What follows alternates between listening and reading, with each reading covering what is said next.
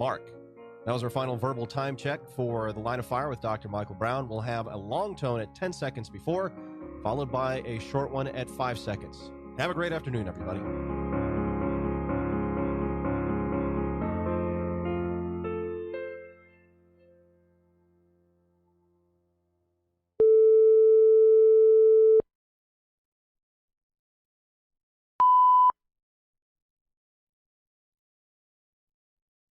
There is a war on Christian counseling, Christian therapy. You'll hear about it today.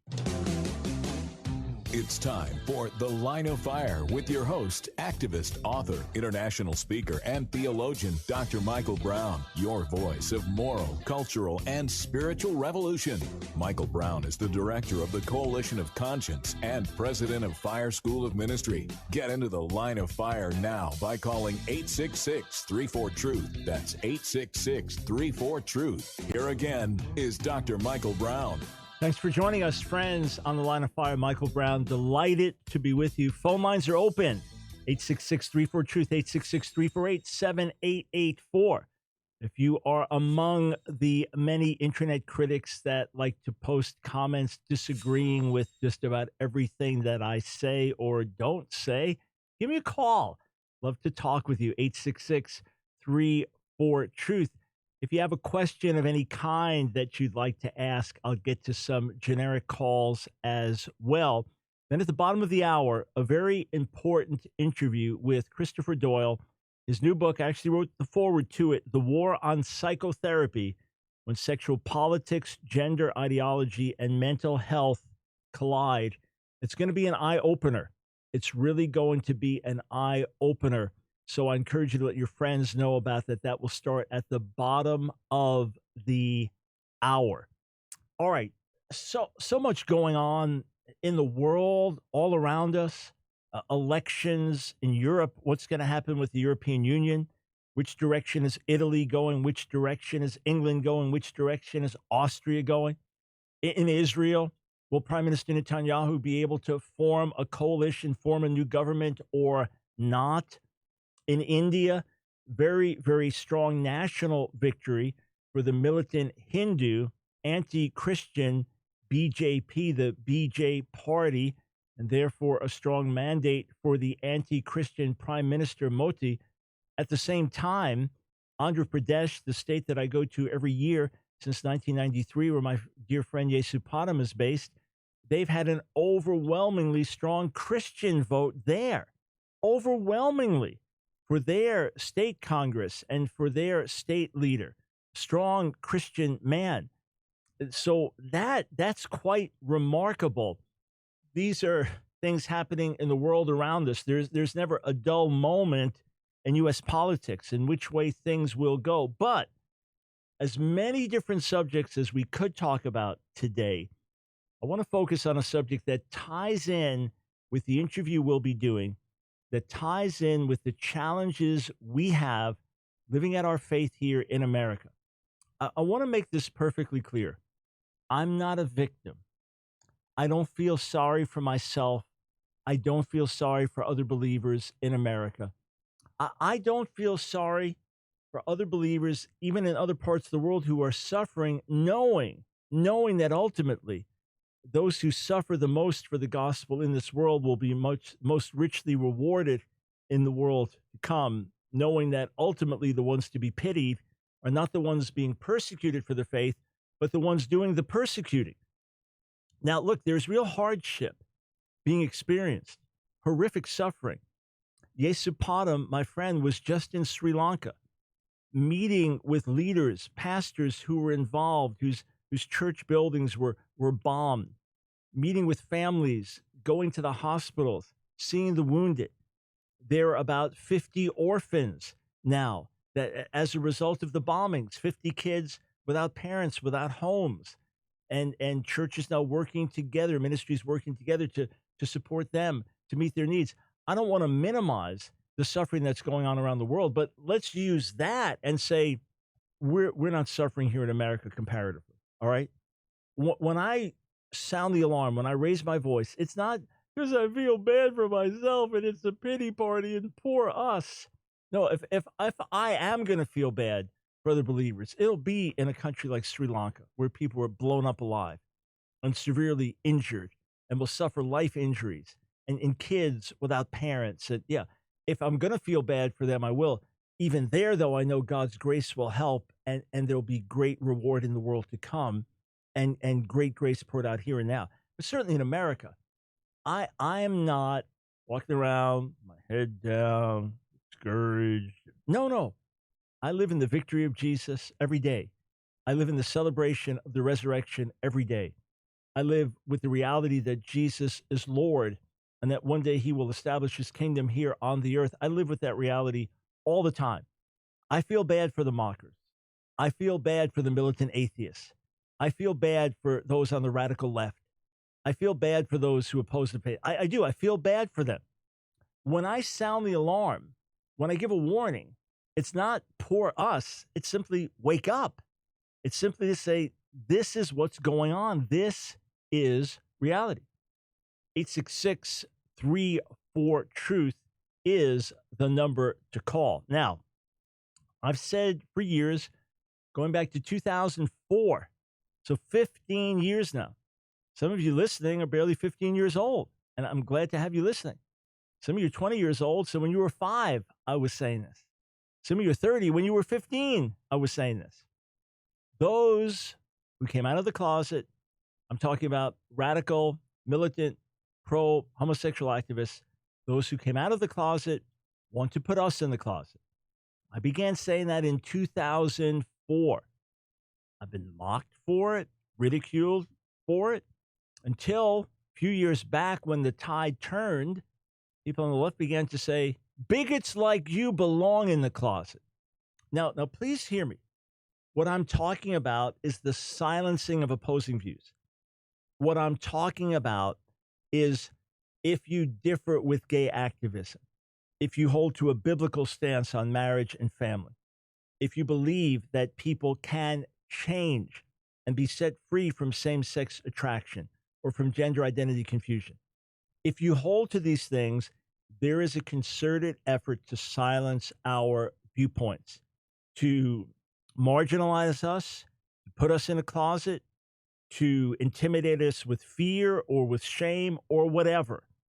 We're watching in front of our eyes. Look, friends, in California, it was very, very narrow. It came down to the wire where the sponsor of the bill, AB 2943, I believe that's the right number, withdrew it for now.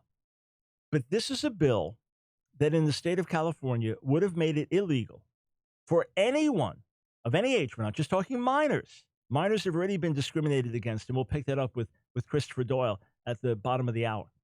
But it would have been illegal for anyone of any age, hear me, anyone of any age to receive counseling to help them with unwanted same-sex attraction or with gender identity confusion. Illegal. And the bill would have passed and probably would have been signed into law by Governor Jerry Brown. But the author of the bill, himself gay activist, withdrew it. Now, did he withdraw it because of the pressure from Christian voices, because of testimonies that were coming forward of people who had been changed? Was it just strategic to wait for a different time? That's debatable. It's a victory that it was withdrawn. But already in California, it is the law. It is illegal in California. Illegal in California right now. And a dozen other states for a minor with unwanted same-sex attraction to get professional help. Now, here's what it means. It means that, let's say you've got a lesbian couple and they're raising a 7-year-old boy. And this boy says, I really feel like I'm a girl. I feel like I'm really a girl. Well, you can now go for that child, and that child can get counseling. And now the parents will be encouraged, the lesbian moms will be encouraged, send him to school. Instead of as Sam, send him as Sally. Send him in a dress if he wants to wear a dress. And I'll use the ladies' bathroom, the girls' bathroom in school. When he gets, a little bit older, 10, 11, whatever the age is, then put him on hormone blockers to stop the onset of puberty. And then when he gets to be, 15, 16, start to get ready to transition with mastectomy and sex change operations, maybe when he's 17, 18, As radical and extreme as that is, and as much as many medical professionals say that is child abuse, no problem. No problem. Perfectly legal. Now let's turn it around, okay? You're a heterosexual couple. You're raising your 7-year-old son. He says, I really believe I'm a girl, Mommy, Dad. I know I'm a girl. I feel like I'm a girl. And I heard in our school they're talking about that maybe I really am a girl in a boy's body. I said, look, God made you a boy. And look at your biology and look at the way he made you. And boys are different than girls. And tell you what, let's go to a Christian counselor, and they're going to talk to you. And they'll talk to all of us together. They'll talk to just you. Let's try to find out why you feel this way. I mean, look, would you agree that you have a boy's body? Yeah. Well, wouldn't it be good to be at home in that body so you don't have to have drugs and surgery? And yeah, that'd be good. Okay, well, let's go and let's get counseling. No, that's illegal. That's illegal. So it's not illegal to point in the way of radical transgender activism, but it is illegal to help someone be at home in their own body if you're a minor, okay? The same with unwanted same-sex attraction. Maybe you're a 14-year-old girl. Maybe you were raped several times by an uncle when you were 11. As you're getting now you come into puberty and things, you just have this animosity towards men, and you feel like all men are rapists and evil, and I don't want anything to do with men. And you start to find more solidarity with women, and maybe, hey, look, maybe I'm a lesbian or something. You can go for counseling to affirm that lesbian identity, no problem. But if you wanted to go for counseling and say, something feels wrong, something feels messed up since I got raped, and I'd like to marry a man, I'd like to have kids and have a family, but right now I don't have a desire that goes beyond in my head. Can I get counseling? Illegal in California. Even if you want it, the parents want it, even if you've been sexually abused. And illegal in other states as well. Look, this is just the tip of a giant iceberg. The tiny tip of a giant iceberg. I am not saying poor us. I'm not saying poor me. And right now, no one is beheading us for our faith. No one is literally putting a gun to our head for our faith. But we need to wake up to reality, friends. This is the world in which we live. And by the way, it's even worse in Canada already. Oh, and speaking of Canada, do you know that the movie Unplanned is banned from Canada? Oh, you can do a private showing. You could rent a place and do a showing, but in terms of movie theaters and things like that, nobody will show it. Yeah, that's a little different subject, but that's how bad things are in Canada right now. And we've known this for a long, long time. I remember years back, Focus on the Family, with James Dobson leading it. They could not air certain shows in Canada. If they were dealing with a subject like this, they couldn't air it in Canada. So we'll be right back. I want to go to your calls. And then after that, we're going to speak with Christopher Doyle and his book, The War on Psychotherapy. Don't go anywhere.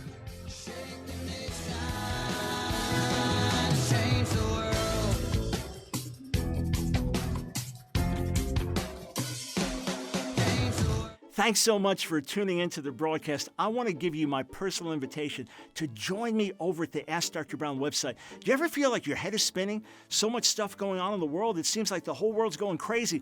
This is the place to go. We are your voice of moral sanity and spiritual clarity. We'll look at what's happening in the world today and compare it to what the scriptures say. And we'll dig into the Jewish scriptures to find out more and more about Jesus, Yeshua, the Jewish Messiah. So join me today. AskDrBrown.org. And when you sign up for our emails, I've got a fabulous ebook to send you, 7 Secrets of the Real Messiah. It's a page turner, it's an eye opener, and it's my gift to you when you join us at AskDrBrown.org. Thousands of hours of videos, thousands of hours of material waiting for you to explore the riches of the Word of God. Let's do it together at AskDrBrown.org.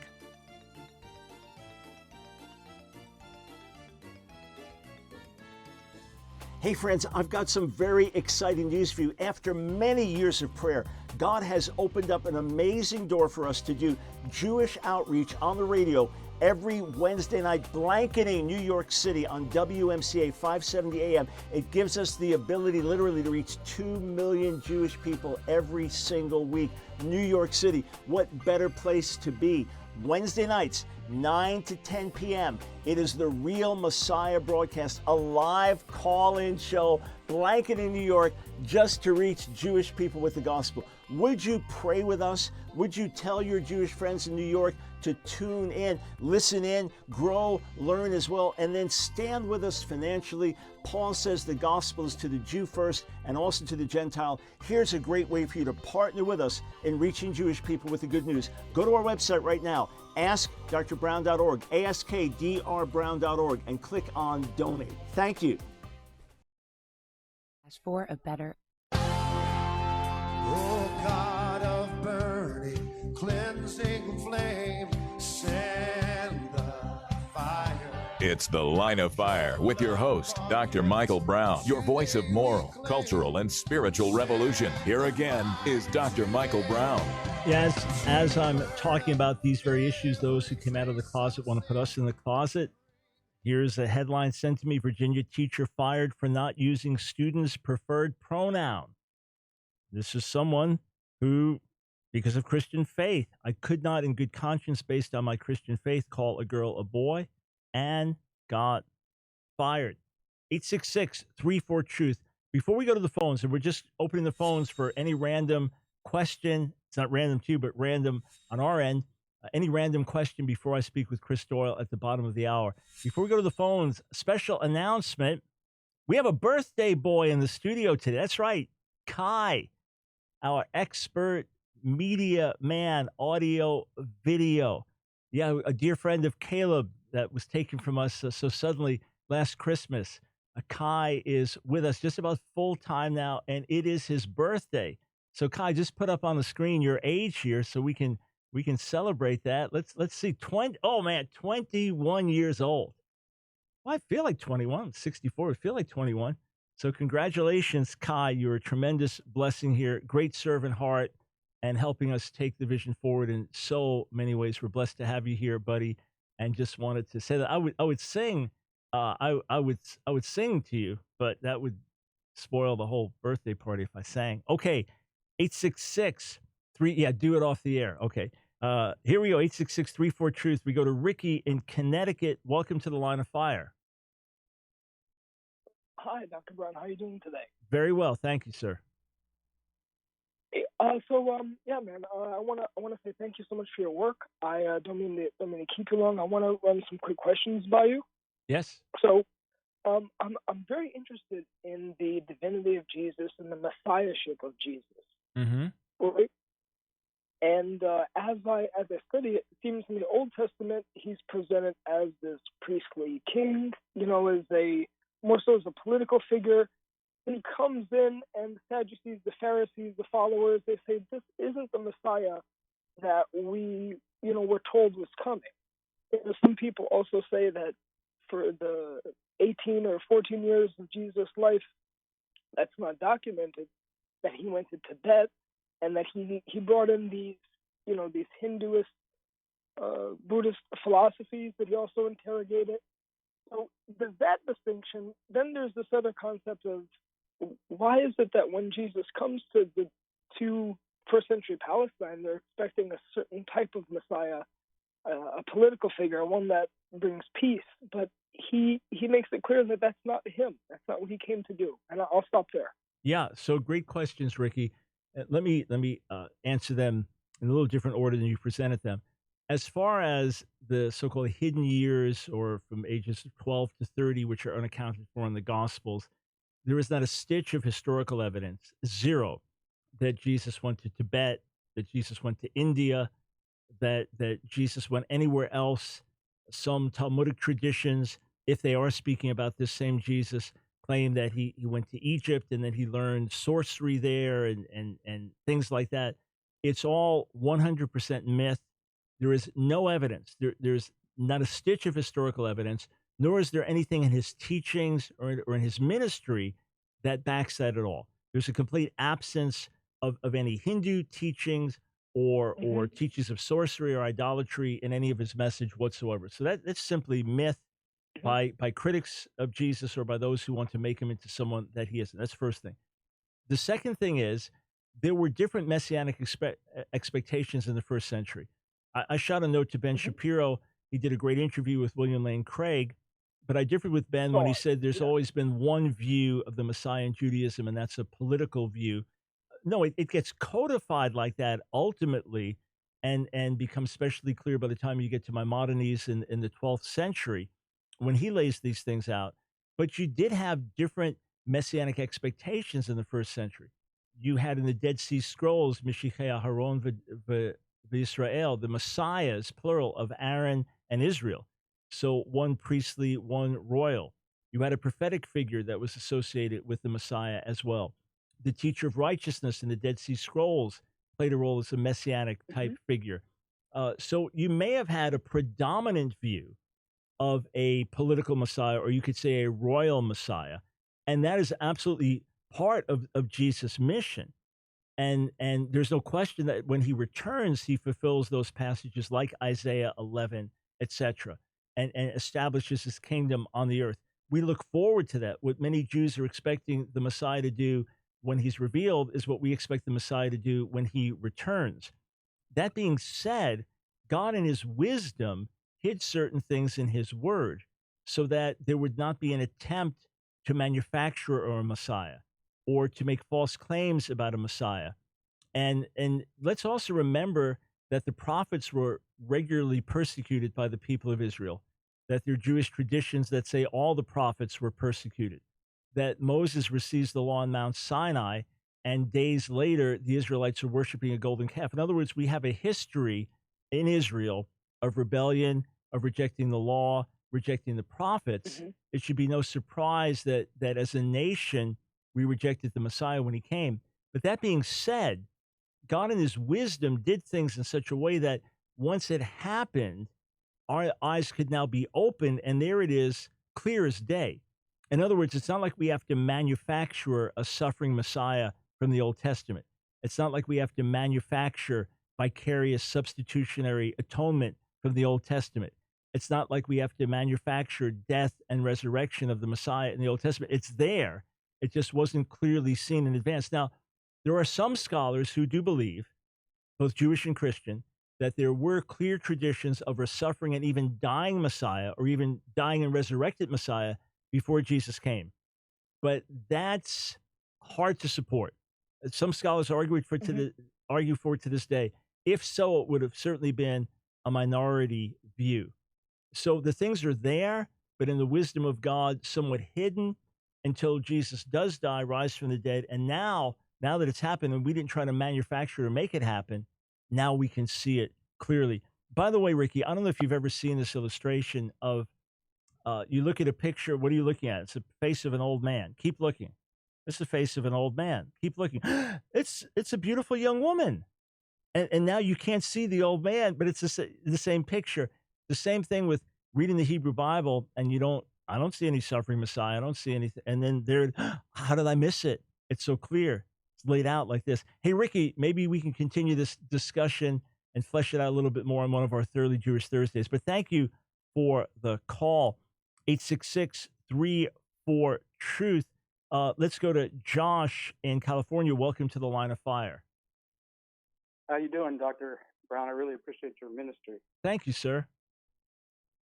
I have a quick question regarding Ephesians 4 when it's dealing with the offices. Yeah. A lot of times, you hear the apostles of Christ versus the apostles of the church, or the different things. But if you get technical, aren't all the offices instituted by Christ? Yeah. And well, wouldn't there be a distinction of the apostles that were in the Old Covenant? They were hand-selected, but that was, kind of like in the Old Covenant. But then after the ascension, then Christ instituted gifts to the church. Yeah, I wouldn't. I'd agree partially, but not fully.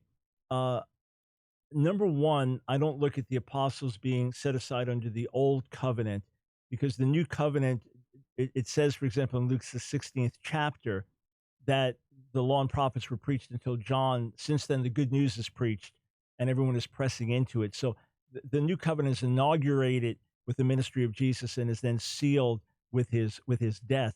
So Mark 3:14 tells us that he took some and appointed them as apostles. And Luke 6:12 tells us how Jesus prays all night, and then in the morning he designates 12 as apostles. So the 12, they stand out alone. And then the one who replaces Judas, they stand out alone and unique. However, for sure, yes, there are people with apostolic ministry that have been called and appointed since then, and people with prophetic ministry and evangelistic ministry and as pastors and teachers, all appointed by the Lord or given by the Lord to the church to serve. Yeah, so in that sense, I agree with you. So there were the initial 12 uniquely appointed by him with apostolic authority that no one has had since then. But there are others who are called to apostolic ministry, yes, that are called by God and appointed by God, just like hopefully a pastor who's pastoring was called by God and appointed by God. There may be a deeper nuance to your question, but I want to try to get to a few more calls in the short time we have. Thank you, sir. 866-34-TRUTH. Jared in Austin, Texas. Thanks for calling the Line of Fire. Hello, Dr. Brown. I have a, let's see if you can explain this verse from Isaiah, chapter 19, verse 23. Yeah. Where it says, in that day there will be a highway from Egypt to Assyria, and the Assyrians will come to Egypt, and the Egyptians to Assyria, and the Egyptians will worship with the Assyrians. Yeah. So what's going to happen in the fullness of the Messianic age, when Jesus the Messiah comes and establishes his kingdom on the earth, that there will be what the Bible speaks of in Romans 11:25, the fullness of the Gentiles in Romans 11:26. So 25, the fullness of the Gentiles, 26, all Israel being saved. So there'll be great harvest of the nations. And some of these nations, Muslim nations, will have a massive turning to the Lord.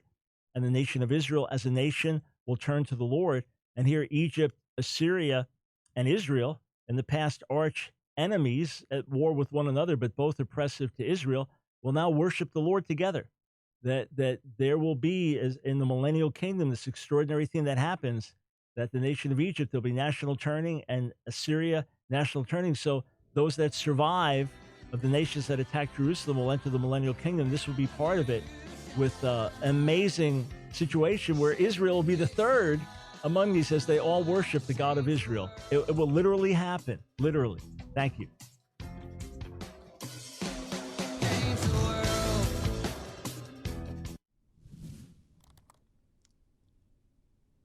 You know, you often hear the term biblical worldview, but what is a biblical worldview?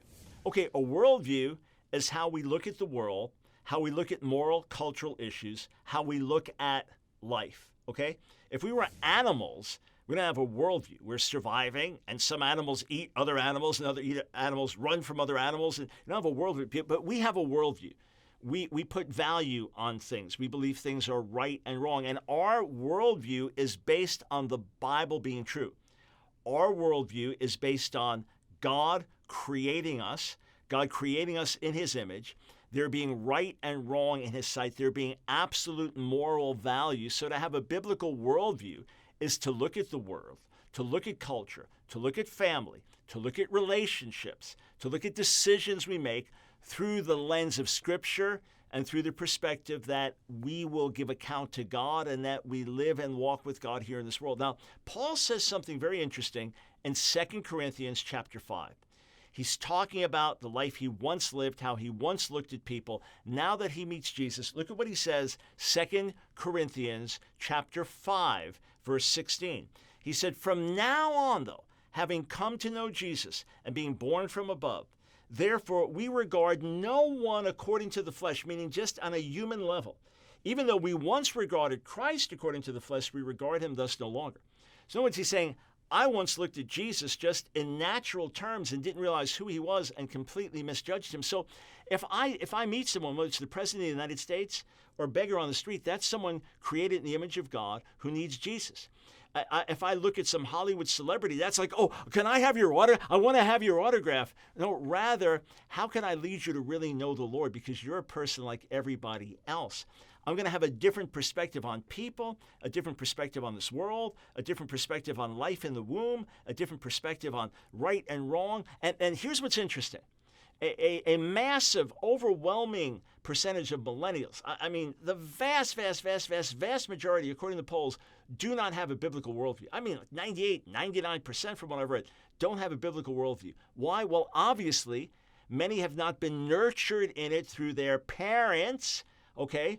The parents have not done an adequate job of grounding their kids in the Word and in a biblical worldview. Or maybe we're just so narrow, quoted the Bible here and there, but never applied it to all of life.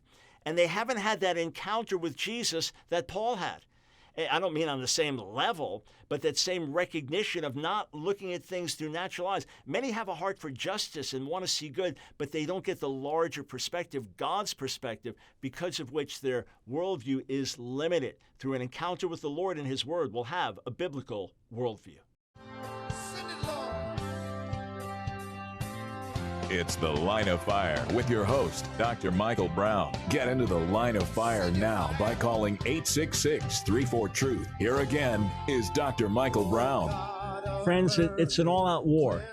It's an all-out ideological, cultural war. It's a war that ultimately affects you and me, affects our families, our kids, our grandkids, affects our liberties. This is Michael Brown. I'm speaking now with Christopher Doyle. Christopher is a licensed psychotherapist. He's the executive director of the Institute for Healthy Families. He's been on the show a number of times. He is a voice for the voiceless. He himself came out of homosexual practice, is happily married with a bunch of kids. And he's written an important new book, The War on Psychotherapy. What happens when a sexual culture war is fought on the mental health battlefield? I get constant requests to write endorsements, to write forwards. And obviously, like anyone else, I have to be very selective because of time. But I believe in Chris. I believe in what he's doing. And this is an important book, The War on Psychotherapy. And if you don't know the relevance of this, you are about to. Chris, thanks for joining us again on The Line of Fire. Dr. Brown, it's a pleasure to be with you. And thank you again for your amazing forward that you wrote for this new important book. As you said, it's The War on Psychotherapy, when sexual politics, gender ideology, and mental health collide. And it's a war, like you said in the forward, that we can win, but Christians and people of faith need to understand exactly the extent as to what is going on, and it's bad right now. Yeah, and friends, Chris knows the things of which he speaks. He reads carefully. He knows what's happening in the culture. He lives in the midst of it. This is not one of these exaggerated internet sensations. We're talking about accurate facts, information. So, Chris, why do you refer to this as a war? Because in a war, we know that the war is an effective war is fought on many fronts. When we look at famous wars in the past, right, there were many ways that the enemy fights us on different areas, different locations, different geographic venues, different types of strategic ways, and this war is no different. It's it officially started to ban therapy back in 2012, but we can see that this war has been fought now at least for 50 years, and I date this back to the 1969 Stonewall riots. Starting, which is 50 years from now, as we get ready to enter June, which is for those who don't know, June is Gay Pride Month. 50 years ago, the famous Stonewall riots happened, and after that time, there began to be an all-out assault on the mental health field, which is where one of the first battlefronts that the LGBT activists were able to basically remove homosexuality from the diagnostic and statistical manual of mental disorders. And from that time, back in 1973, it went on to progressively go into areas such as public education, which I have a chapter dedicated in the book on public education. And now I say the final frontier is religion. And we can see that there's a steady and slow effort to basically remove the Bible's prohibitions and the Bible's values on sexuality, specifically when it relates to homosexuality and gender identity issues, as saying that this is simply a relic of the past, that the Bible, the scriptures are out of date, they don't apply to today's consensual monogamous homosexual relationships, and that This is simply something of the past. And I talk about it in these three main areas: mental health and medicine, religion, and also education, where the three battlefronts that the gay activists have simply tried to chip away, and also the legal system, one that I didn't mention there. But we can see that mental health and the legal system and education, the gay activists have successfully infiltrated those fields. And now, if you have any opinion other than the so-called mainstream, you are not only being shut out, but now it's illegal in 16 states and over 45 cities in several countries. I talk about in the book how psychotherapy for clients who don't want to have these conflicts, that don't want to live a gay or trans lifestyle, how psychotherapy is illegal now in these areas. And I talk about it strategically, how they have done it, and giving example after example strategically how these activists have done this. It's no accident that it's been done. It's a strategy and a campaign backed by tens of millions of dollars by the largest gay rights activists in the United States and abroad, and it's happening and probably in your neighborhood. Yeah, and Chris, when you mention the early strategy of gay activists, obviously in their mind they're fighting for freedom, for justice, for equality. They've been mistreated, and the way they're looking at it, they've got two great enemies. So the late 1960s, they've got two great enemies. One is the psychiatric and psychological profession that says that homosexuality is a sickness, and the other is the world of religion that says homosexuality is a sin. That's why probably to this day, if you go to a gay church, you'll find tracts or little pamphlets saying not a sickness, not a sin. So the first target was to change the thinking of American Psychiatric Association, American Psychological Association. 1973, you have the first major shift there, and then that just goes like dominoes. One group after another agrees, and then the battle ever since then has been in the church.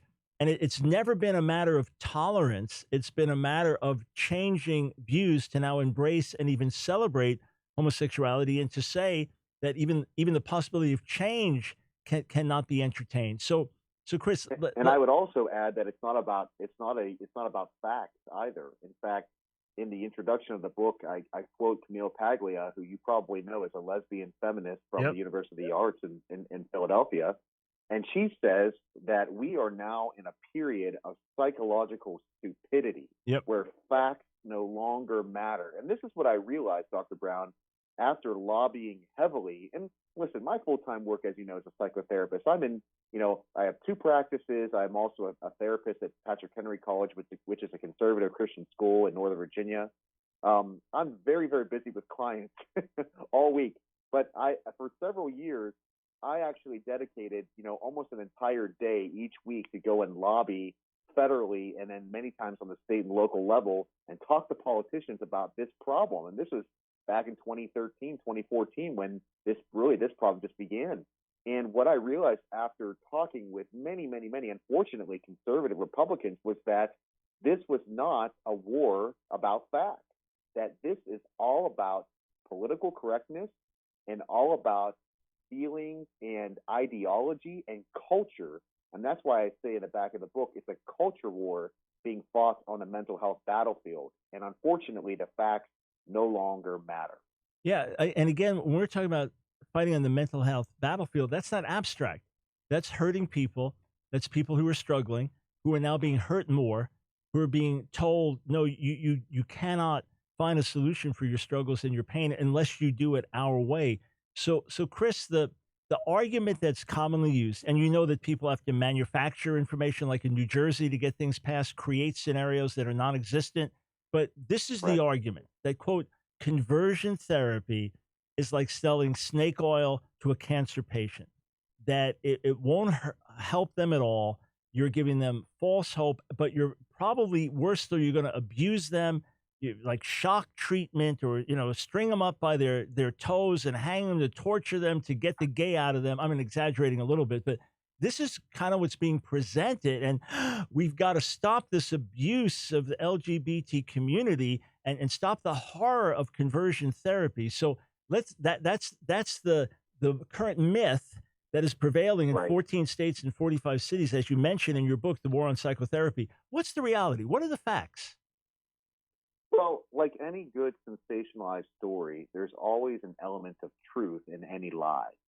And gay activists have been very, very successful in taking some horrible, horrible experiences of some mistreated LGBT identified youth that have been unfortunately hurt by their families and hurt by their communities, and sometimes, and I think you could agree, treated horribly, not treated in a Christian way, but really abused. And they've conflated this to say that this is licensed therapy. And I talk about a couple of these examples. One is Layla Acorn in Ohio. Another is Alex Cooper, who wrote a memoir called Saving Alex, where the families and communities did not get good, licensed, ethical therapy for their children. And the children, these two children, ended up having poor outcomes. In fact, Layla committed suicide because of the fact that she felt like she had no hope. It was a boy that wanted, that felt like that he was a girl, and that the parents didn't get good help. But the problem that you have with here is that the LGBT activists then conflate these stories and say that this is licensed therapy, and then they invent a category of therapy that doesn't exist called conversion therapy, and this is what they paint it as. Yep. That this conversion therapy, which isn't really therapy at all, no licensed ethical therapist calls their work conversion therapy, is torturing and abusing and mistreating and kicking LGBT youth out of their homes. In fact, nothing could be further from the truth, Dr. Brown. Every day, well, I wouldn't say every day, every week I get on average 1 to 3 new phone calls, new clients that are parents that are struggling with their sexually confused or gender identity confused or LGBT identified youth. And these are Christian parents or religious parents that are sincerely concerned. And by the way, the fastest growing population of clients I have among youth is clients struggling with gender identity and gender issues. These are parents that are sincerely seeking help for their children, and they call me in my office because they know that they're not going to get conversion therapy. They're not going to get a counselor that's going to simply shame or give a simplistic notion to stop feeling that way or doing something that's, is not really the problem, right? What they're going to get is someone to work with their family and work with their child patiently to help them understand potentially some of the family and the underlying causes as to why their child might be experiencing this in an ethical way. Now, that's the right way of doing therapy. The wrong way of doing therapy, which is now the prevailing mainstream way of doing therapy with an LGBT identified, let's just take, for example, a transgender young person, okay? Across the country, we now see over 50 gender clinics have popped up across the country, and simply for the one protocol of having young people come in who have already identified as being transgender and starting them on hormone blockers and puberty suppression hormone pills as young as 10 or 11 years old, sometimes even younger, simply for the protocol of starting to transition those young people into the wrong sex or the wrong biological to change gender reassignment. Yeah, I'm gonna jump in. We're gonna start right there. When we come back, friends, I think you understand why this is an important book, The War on Psychotherapy. Get it if you're a concerned parent. Get a copy for your pastor. Get it for your teen to read and understand. These are urgent matters. This book will help you.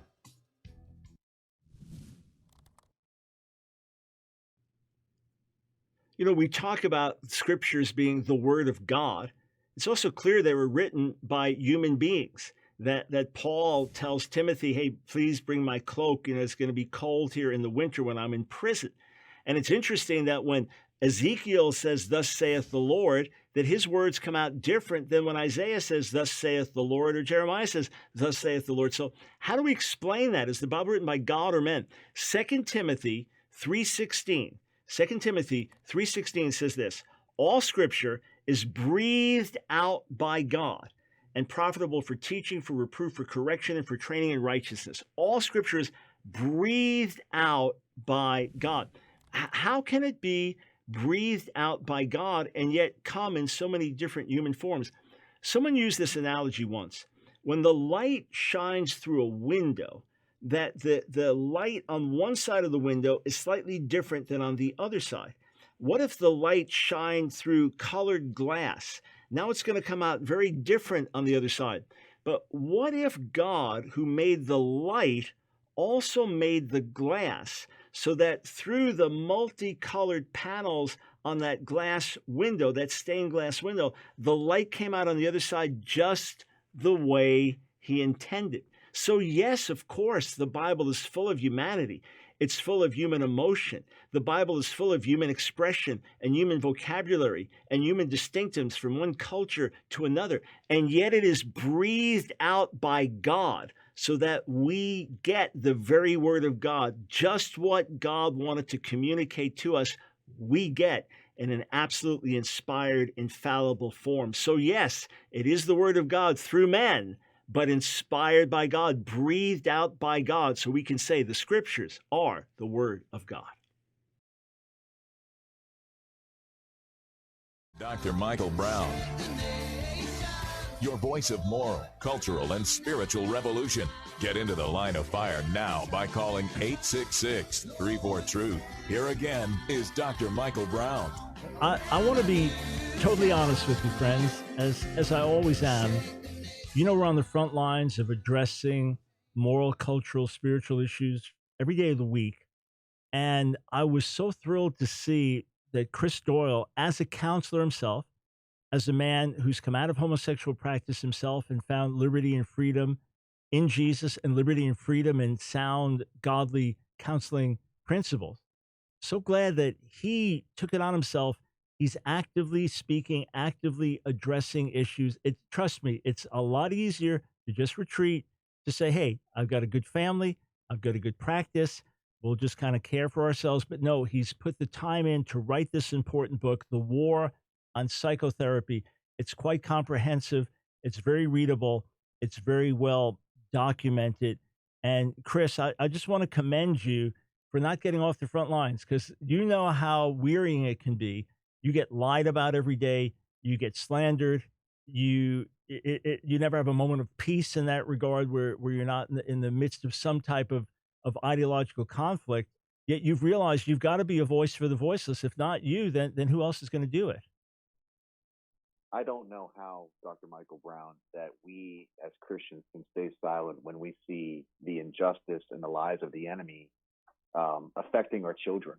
I think about my children. My wife and I are blessed to have 5 children. We have 3 children biologically and 2 from China. Our children are the ages of 6 to almost 11 years old. And when I think about the culture that they're growing up in today, it makes me shudder, because there's so much misinformation from the enemy. In fact, we talk about these issues already to our 9 and our 11-year-old oldest children, about these issues of gay and transgender. And I want to encourage all parents that if you don't talk to your children about sexuality and about sexual orientation and identity, and how sin and emotional brokenness leads to these things, they're going to hear it at school. They're going to see it on the internet. They're going to hear it on TV. And you have to educate this generation on what the truth of these matters are and why people struggle with these issues. If you're struggling with that, please go to our website at instituteforhealthyfamilies.org. We've got programs and therapeutic help for families, parents, and those who are struggling with these issues. There's lots of information that you get on our website, instituteforhealthyfamilies.org. And also thank you, Dr. Brown, for you being a voice out there that's not backing down to the cultural and political intimidation of the activists and of the mainstream, so-called mainstream. Yeah, and look, Chris, it's because we saw this coming. We saw this attempt to suppress and demonize all opposing views. We saw it coming, that we had to speak up. And by the way, to just echo what Chris has said, if your kid begins to talk to you, Mom, Dad, I think I'm gay, or I think I'm trans, don't flip out over it. That just, what do you think? Let's talk. And then there are resources. Chris mentioned the website, and then of course so much in the book points in this direction. So let's talk about what's happening with kids who identify as transgender. Chris, how much scientific research has been done to understand the long-term effects of putting kids on hormone blockers and hormone treatments beginning at the ages of 10 or 11 or even younger, as you mentioned? How much scientific research has been done on something that's so radical? Well, there's not enough scientific research done on it, and Dr. Michelle Cretella, who wrote the preface of my book, she is the American College of Pediatricians executive director, and she is what I would consider to be one of the foremost experts on gender transition and gender ideology. And she calls the pushing of children into these gender clinics that I just referenced in our before the break. And this is the protocol now from the American Academy of Pediatrics. This is the liberal, so-called mainstream pediatric organization, and they recently revised their protocol for those who experience gender just dysphoria, which used to be called gender identity disorder. Now it's called gender dysphoria, which is that subjective feeling that I was born in the wrong body and therefore I am something else. And she discusses the concept of these gender clinics across the United States with a single protocol of helping young people as early as 10 or 11 start to gender transition into the opposite gender, and how dangerous this is. And we know, of course, from studies that sometimes over 40% of post-operative persons that have gone through gender reassignment surgery have committed suicide. We know that for many of those who experience gender dysphoria, that simply removing their genitals and placing new genitals and a new identity doesn't help resolve the internal distress and trauma that those who experience gender dysphoria often have. And let me tell you this, and I say this with all respect and compassion, I've been working in this field of therapy for those who struggle with sexual and gender identity conflicts for 10 years now. And I can tell you without a doubt that the most suffering, traumatized persons that I work with are those who experience gender dysphoria. The families have a high level of psychopathology. There's a lot of emotional brokenness within the person and the home. And there are solutions. Therapy and healing can help these individuals. And as Dr. Cretella puts it, simply pushing these children into hormone-blocking depression and a lifetime of permanent sterilization is akin to legalized and institutionalized child abuse.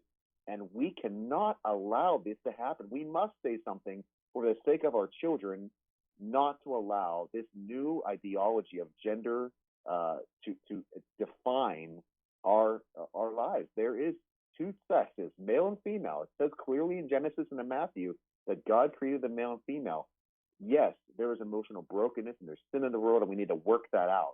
But there cannot be 50-some gender ideologies and 50-some gender identities to guide us. That's hogwash, and we have to stand up for the truth, and of course in a loving and compassionate way. Yeah, and when we look at things compassionately and we recognize the degree of confusion that's out there, and even, you've got tampons in men's bathrooms at college campuses because, after all, men can menstruate. And there's a Teen Vogue video where the teenagers say, "Hey, if I identify a certain way, then that's what my biology is. So if I'm a biological male, I identify as female, then my biology is female." I mean, it's now perception becomes reality, that you have not just it's ignoring the facts, and you know that there are something like 6,000 or 7,000 differences in our DNA as male and female. Yes. That simply our genitals are not the only marker of that. Exactly. It's absurd. It's absolutely absurd. But what you're pointing to, though, Chris, is, let's say someone comes into a doctor and they're losing their hair. Let's say they're losing their hair because they have a certain disease in their body, or they're losing their hair. Oh, yeah. Okay. Right. Sorry. Bad illustration. Well, yikes. Bad illustration. Okay. But sorry about that. It's not a bad illustration because I use it in my book. I talk about it. Okay. I talk about this in my book, and I use the example of the fact that I have alopecia universalis, right? And this is exactly the problem that we have, is that no one would look at my condition and say, well, just because you don't have any hair, I mean, that means you're perfectly normal. There's nothing wrong. Right. But my point was going to be that if someone just said, "Okay, well, let's just get you a wig, or let's just put hair on your head." No, why is it that the person lost their hair? I mean, that's commonly what we do. We see a symptom, and then we trace it back. Okay, so what's behind that? But not with this. When you've got we ask questions. Right. So when it comes to the gender identity issues, the logic would be, okay, let's try to find out why you, a healthy biological male at the age of 11, really think that you're a girl. let's try to find out why, as opposed to, okay, fine, let's get you on hormone blockers. Let's get you set up for sex change surgery. I mean, look, we wouldn't chop off the arm of someone with body identity integrity disorder because they feel like their arm doesn't belong. That's a radical thing. But here we do these things even more radical with our own children. So friends, again, the book, The War on Psychotherapy by Christopher Doyle. We've got 2.5 minutes. Chris, can we win? Can we see the tide turn in America, or is it too late? Well, this is exactly what you're talking about with what you just said, Dr. Brown. We have entered a period of psychological stupidity where where 1 plus 2 no longer equals 3. Okay, 1 plus 2 equals whatever you want it and however you feel, and it's absurd. It's absurd. We have to start understanding what's fact and what's feeling.